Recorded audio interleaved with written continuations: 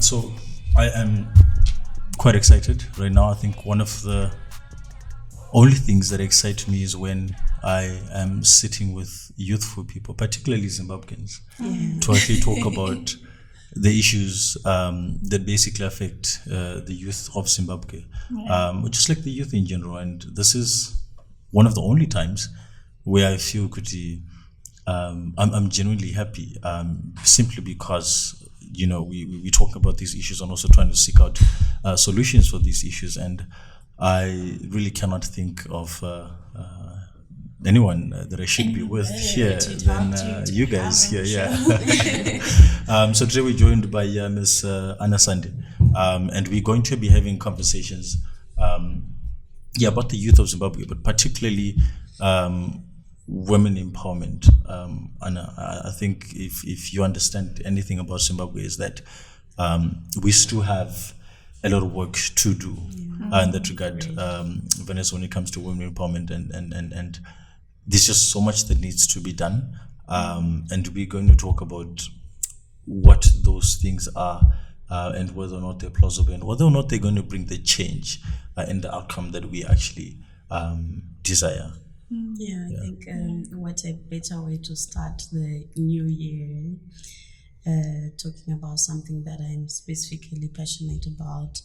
And I think it is our time as young people to have this conversation and actually action it in terms of the way forward and what needs to be done, because we cannot continuously having 2, 3, 4, 10 other decades without having something to do now that will change the narrative, that will change the situation, that will make things better.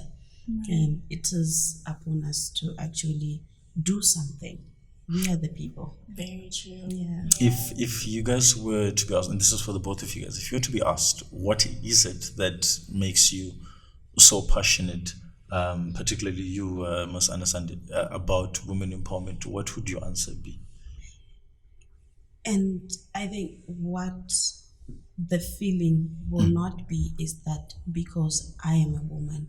No, it is beyond I am a woman too. It goes to how we were socialized as women, starting as girls.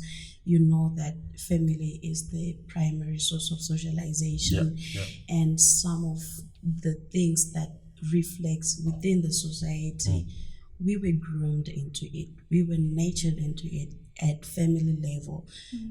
We know that we were all born a tabula rasa, we're empty, but then all these other things that we practice as culture, these are things that were instilled in us. So the differences started reflecting that, I am a girl, I am supposed to sit in a certain way, I'm supposed to talk in a certain way. Right. There are certain things that I am expected to do that are different from my brother. So there are also opportunities that I am expected to get, and certain opportunities that I am restricted from entering into because I'm a girl. And there are other privileges that my male counterparts are getting for the sake of the position that they were given within the society. So there are things that are natural, that are not natural, things that ain't natural, that we are exposed to, that give us these positions within the society to say, if you are a man, then you are a natural leader, you are supposed to lead the family. If you are a woman, you are confined to a certain environment, for example, the kitchen. So it reflects to what I am expected of. There was a period where women were not allowed to vote because your voice did not matter at all. There was a period where women were not supposed to get formal education. They were limited to how to dress properly to impress a man, how to perform nicely in bed so you can keep a man, how to behave so you can get married. They were not trained to be how to be a qualified accountant, how to be a qualified doctor. You understand? So these social imbalances and inequalities exist within our society, and that compels me to say that if we are deprived of these opportunities, we will not create an equal society that is found on the principles of who is best qualified to do a certain job, who is best qualified to perform certain activities without these things being confined to someone's gender roles. So those are the things that compels me to advocate for women empowerment, to say, why do we have these gender gaps when in actual fact women can perform without comparing to any other individual? Right. Can any person exist holistically as who they are without comparing them with any other individual?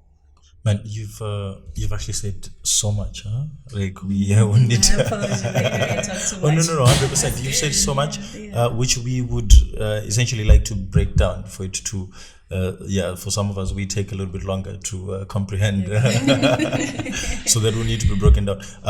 But specifically, you mentioned culture, and I think if you're looking at the predicament that we're in terms of the women empowerment or the issues around women empowerment, what's central to it is culture, as you've pointed out, how we grew up, what it is we were taught, what our parents were saying.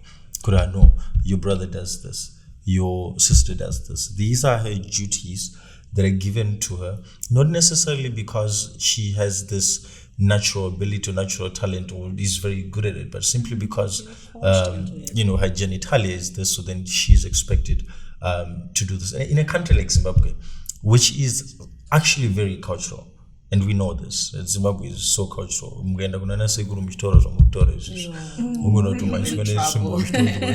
So understanding the level of just like cultural consciousness that the country has,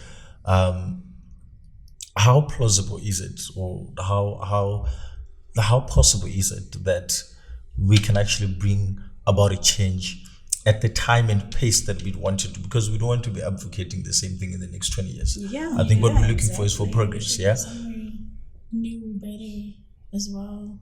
From like what you said, which I think is really important, it's like, as women, we have a purpose as well. We can't just be locked in the house doing house chores, and that can't be what we are made for only. Like, we can do so much more.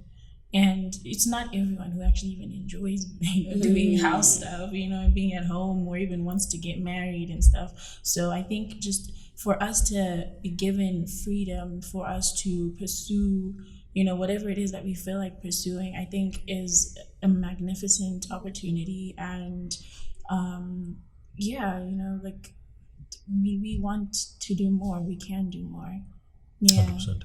Not to say we don't, we're better than men, or we want to take over the world and rule. No, it's not to say that. We have very much respect, and we understand what men bring to the table. But as women, we would like to have more opportunities and to be accepted for that. Yeah, it's true. Zimbabwe is a very cultural society, like what Taku mentioned. And for us to depart as a point of departure, where are we coming from? We are coming from a very patriarchal society that upholds male dominance. We might not necessarily be saying, it might not be a right approach to say that we are confronting men. No. What we speak for when it comes to women empowerment, because this comes in grassroots societies. When you go to Zimba and other, marginalized communities, sorry to mention that, you find that the moment you want to mention women empowerment kusimudzira madzimai, men are like, unovaisa pamusoro pan. It's never like that. That is not how our culture works. But remember, culture is a way of doing things.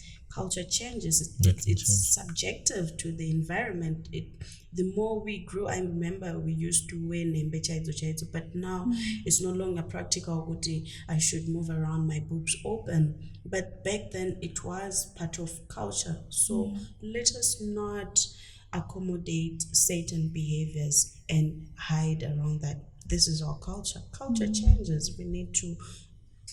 That is why, as young people, we need to have these conversations like this, because we also contribute immensely to the transformation of our culture, the adaptation of it, and the practicality of it, the actioning of it.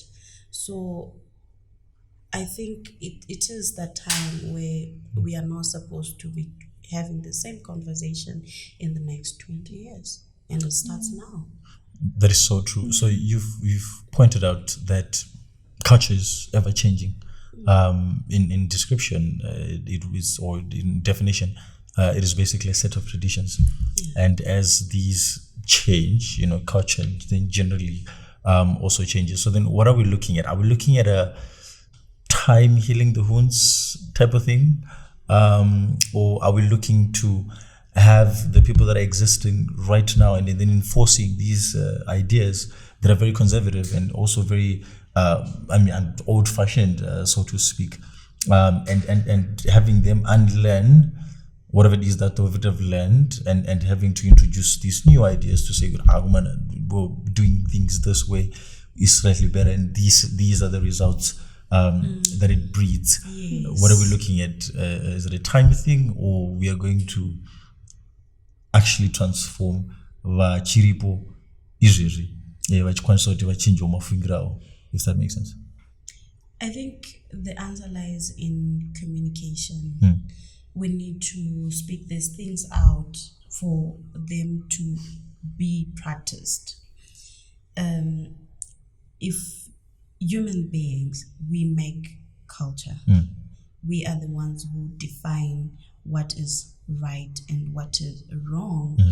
And from a sociological point of view, you see that our culture actually is in sync with our environment, what nature presents to us, and to see how our world is changing. Now we have the introduction of social media. It is now part of our culture. Right. Why can't we use those platforms to speak out and advocate for what our society might look like, and communicating the benefits of giving women space to be who they want to be? If we communicate that, this is what our society looks like now, and this is what is missing. If we put women here, this is the outcome. We present the alternative. Once we present the alternative, we are able to sell the good story, and people will be able to, as a collective, this is not an individual effort. For example, we want to fight this battle as young people alone. Right. We cannot do that.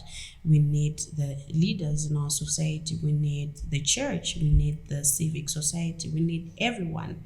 So what we need to communicate the alternative and present the good things. And why is it bad now in the 21st century that we keep having women behind? We cannot continue to do that. So the power, I think, is in communication. I think the marginalizing, or at least the experiences that women, obviously, being women, you obviously have first-hand experience. But then looking at the men and looking at the aspect of what would be so-called I want to use the word oppressors, but then no, I will not use the word oppressors. But then just the patriarchal society, the men that we're looking at, are they inclined to just take in, and I guess I'll probably be the most yeah, the best person to answer this now. But then just basically from where you guys stand and what you're seeing, are we looking at guys and men who are willing to actually accept this idea and say, these women are capable, just from listening to you guys, I'm just like, man, they sound way smarter than I am. If we are putting them in positions where we need smart people, I'm not even going to be contending, it's going to be between the two of you. Do we have that ability from where you stand to say, but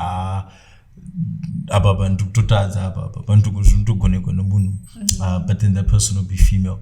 Is there not a fear of, what do they call it? Just intimidation. To say we are actually intimidated by women. At Stumbo they would have a situation where it's happening in reverse, where we now have women more in control and all of. Do you think there's such a fear, or those are just sort of unfounded, an unfounded concept? Oh gosh, that's a really good question.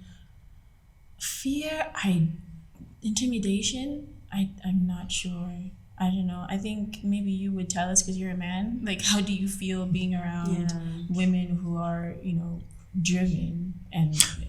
Maybe let's make it more practical. Think of a relationship. Yeah, you've got a male person, you've got a female person in a relationship, and obviously culturally we are told with the dynamics of the relationships are like this, right? Anna, you don't speak above your men.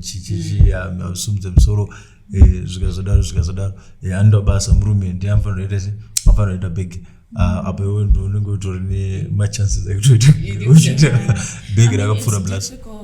It's difficult to say that majority of men are intimidated by powerful women, but there are some that are intimidated. Yeah. But it's not a significant majority, you think? No, I don't know. It's hard to say. Have you guys heard about this notion where now guys are sort of pushing a movement that we are lagging behind? Everything is just about girl empowerment.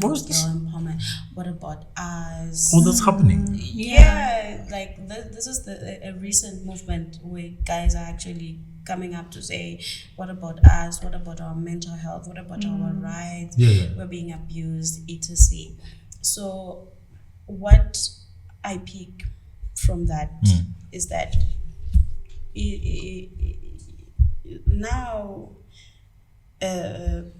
we are trying to transform from gender equality to equity. Yeah.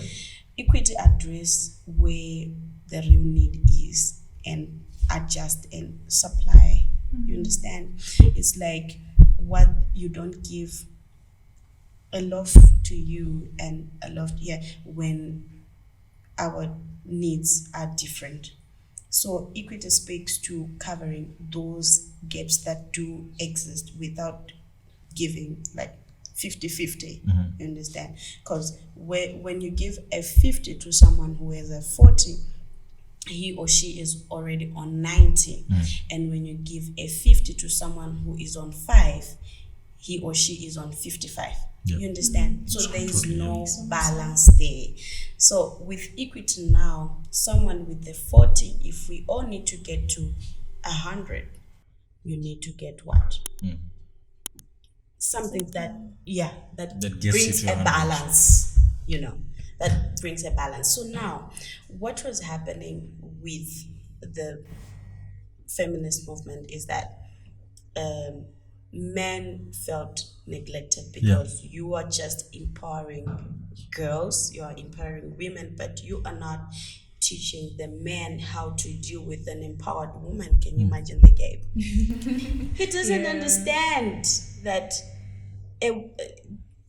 you need to be, for example, a public office bearer, and your man does not understand that concept.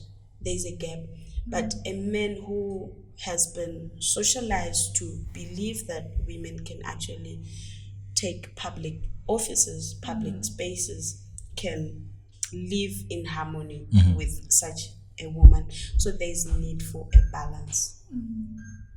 Yeah, I both think- ends need to be addressed. Right. Because at the end of the day, we want progress. We want to grow. So instead of looking at each other as competitors, Yeah. we should start looking at each other as a team, as partners. As partners. Okay. Like, okay, fine, I'm going to bring in religion a little bit. Like in the Bible, God created woman to help man. Yeah. Because he saw that it's not good for man to be alone. It's not, he didn't create woman for woman to to Figure be it out on their own. suppressed, Yeah. to have no purpose. No, because in the Bible we have women who were in very powerful positions, and so I think just having that if we could all just grasp that, understanding that we can do more together if we just properly allocate, positions, tasks, or whatever you want to call it, evenly and fairly. I think, we could definitely do a lot. Yeah. Speaking of public office, you actually hold such office, Anne, as the mayor of Epworth, and obviously being in those spaces, this is a position of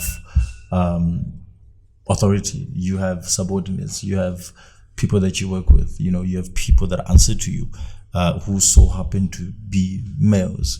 Do you find it difficult and challenging actually having to express yourself to the likes, and basically just like communication? Is it difficult? Do you feel a sense of just being hesitant when you are meant to be just like authoritative, with and obviously all of this coming from the fact that you come from a place, we all come from a place where culturally the patriarchy, right, that's what's happening where we come from. And so do you ever feel, could you come across these type of situations, and at the same time the females that are in and around your workplace, do you see progress? I mean, considering that you hold such high office, would obviously expect and assume that you're putting a little bit more effort into having equality in terms of women empowerment, and issues like that, if that makes sense.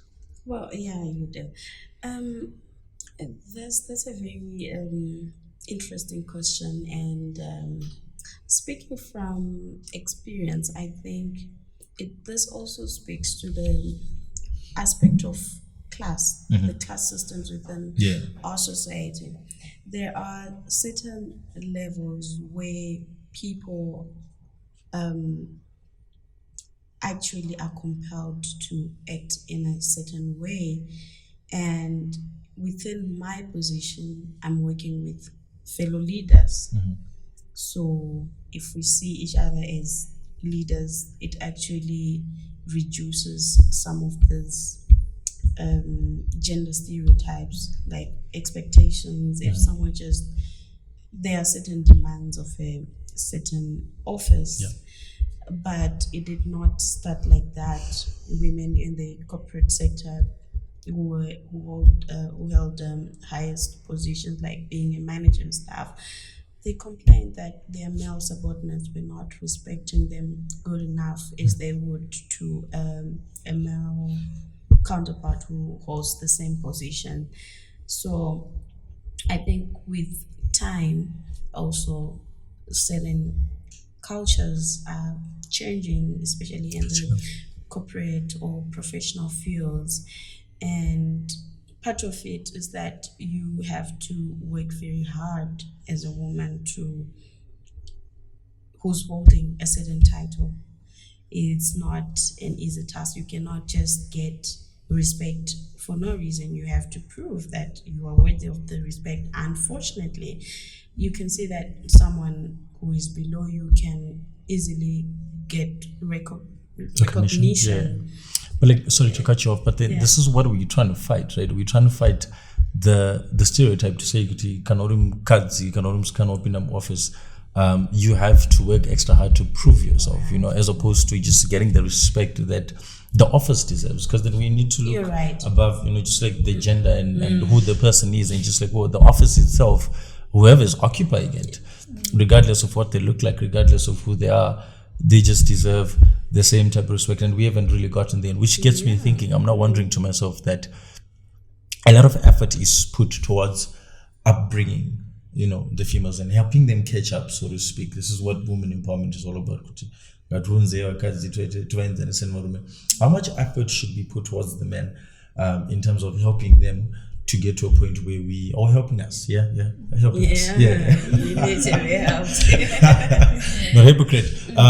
But in terms of helping us to say, Wangu, you've just got to understand that this person needs to be respected, regardless of whether she does the same thing that you do, or that, even if they're inferior, how much effort should we put into to just make them just like be respectful, because then I'm now thinking, if we did that and we had a population or community of men who are so respectful, do you think we would have as strong push as we have right now as far as women empowerment is concerned? Just think about it. No. Probably not, Probably not, because you have women who are in a position where they feel comfortable, they feel protected, they feel taken care of. You've got men that are, because I actually am a strong believer in having, I want to call it order, but then what I'm trying to say is basically that I'm a strong believer in having to say, if we have certain duties that needs to be completed, just divide and conquer. Let's get one person in that direction, let's get one person in that direction. How do we do that? Perhaps maybe choosing who goes where should not necessarily be an issue of gender. But then I really do believe that way you tend to perform better, because you then there's to take the task and take it on 100%, because then you then have accountability. If we're in a household and we say if the female is good at doing that, then if the man is good at whoever it is that needs to, but then it helps us in having together, help each other. That's true.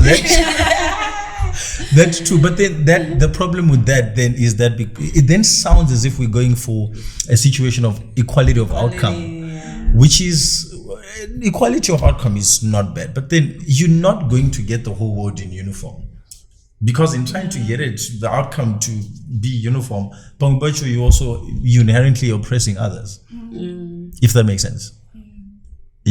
You're not trying to get equality. You do not want to see murume nomukadzi vachifamba vesarikone komwe akasaramba achishanda zvake achiita zvimwe zvinenge zvichida kuitwa. But then most people, that's what they're seeking to see. For a person to believe that there has been progress as far as women equality is concerned, then they need to see vanhu vachiita basa vese kana kuti vachiita matasks are interchangeable. And I don't necessarily think that's always the fruits of women empowerment, or at least the results of equality.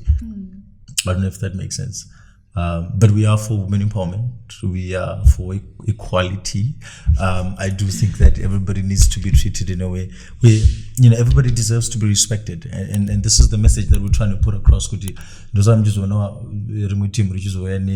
The movement, we are lagging behind, whatever it is, because they feel, what about us, So I really do feel that the effort should be put in terms of just getting the society to be respectful towards each other. Solves a lot of problems. It is unfortunate that we come from a place where we've actually got a community it's already disadvantaged Kudara. I don't know if you know, but there is what they call it affirmative action. In your political spaces, you know exactly what it is, where basically they introduce policies to try and bring marginalized communities or previously disadvantaged communities up to speed, and all of that. And are these programs that we have in Zimbabwe where you actively see them making a contribution in terms of women empowerment? Yes. Remember earlier I mentioned something about where we really need to address the problem. And there are certain communities that are worse than the other. We need to agree. There are certain spaces that are more volatile Yeah. than the other, and there are other spaces that are more productive than the other. There are certain communities that adapt easily and quickly to new ideas and Yeah. fresh ideas, especially if they are presented in a way that produce positive results. So human beings by nature has a way of adopting to certain things that aid their survival and letting go of things that lead to their extinguish. So I think naturally, by nature, probably the patriarchal system will take us a long time to Yeah. deal with, Yeah. because maybe it's advantaging a certain group of people. They are taking it as a means of survival. So, for example, we still have communities where they believe that a chief has to be a male figure. And what is that doing? This is in Zimbabwe, yeah? Of course, what is that doing to that society? Do we have female chiefs? Yes, but a very little percentage. Okay. And you hardly hear about them. That's another thing. Never heard of it. I was just like, That's man, another does thing. such a thing exist? About women Yeah. empowerment. Like sometimes women get positions not necessarily for them to be effective. They might not be necessarily effective, but just to decorate, to say that we have put a woman In charge. just to count the numbers. It's not the empowerment that we need. We need women who are competent and effective, that stand up to the task. If you are given a job, you need to perform and outperform yourself, prove yourself that you can do it and change the world. So it's not about the numbers. The numbers are not really our problem. The few that we have, they have to be effective and attract as many numbers as possible. Oh man, this is I was very thinking- profound. Yeah. Sorry, I was also thinking in line with that, like we don't want, as women, we don't want to just be handed over like the position, the that authority. Like no, we have to work as a women coming in, stepping into these positions. We have to actually put in the work and be consistent and dedicated to whatever it is that we're doing. So we don't want to just be handed over. Yeah. You want to be put in a position where you can actually work for it and actually see that where people Earn get it. to understand that you actually deserve it. Putting in a position is a wrong way. I want to take. No, you want to take it. What I can take, allow me to take. What I can have, Yeah. allow me to have it. Yeah. What Because you I deserve want, it, allow yeah. me to Qualify want for it. and get. Yeah. It gets wrong for someone to predict, because this is where we're trying to run away from that. You need to be here and I am supposed to be there. Ladies, it is unfortunate we've just run out of time. But then I'm looking for one word answers from both of you. If we were to look at a blueprint in Zimbabwe to say this is where we want to get to, these are the results that we want. We want Zimbabwe in the next 10, 20 years to look like this. What are we looking at? Is there a blueprint that you can think of? Is there like anything that you can, like what are, I don't know, a specific country, a societal setup? Just very quickly before we close off, we don't have a lot of time. Start. You can stop. Okay. I wouldn't necessarily say we want to be like any other country. We would just like to have a balance as much as possible. Yeah. Where we can all just work together, where there's respect, there's And just understanding. equality, yeah. Yeah, and just make our Zimbabwe, a place that other people can from Actually other aspire to want to countries. come to. Exactly. Oh man, what a proper conclusion. Anna, what do you have? No politics, Anna, no politics. But I always say this, you gotta be in it to win it, 100%. right? Everything starts at policy. If we do not have equal representation at policy level, we will forget about every other thing. Let's go equal in terms of everything. What a profound, profound conclusion. Thank you so much for having us, for joining us here at the podcast Youthoughts. I'm hoping that we have a lot of young ladies who actually get to listen in, and I think if they do, it will bring about change in Zimbabwe that we are actually seeking for. So thank you so much. This has been great.